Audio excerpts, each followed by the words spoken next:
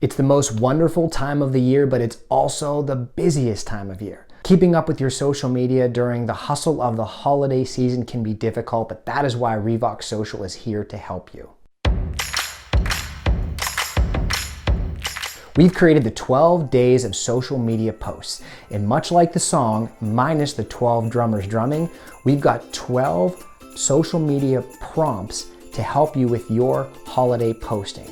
Now, whether you use any of these ideas daily, or maybe you spread them out over the course of the holiday season, or maybe you look at them and you come up with some new ideas to fill out your social media posting schedule, regardless of how you use it, we hope you will use it, and we hope that you'll find it helpful.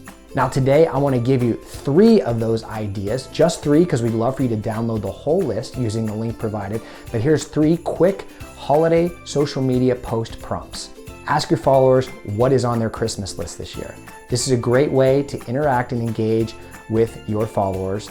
Have them leave those wish lists in the comments. The second, share a link or some information about a charitable organization that you would like your followers to support. There's so many worthy recipients out there this time of year, but sometimes it can be overwhelming. Maybe your followers just need pointed in the right direction, and knowing who you support will help them also share the love this holiday season.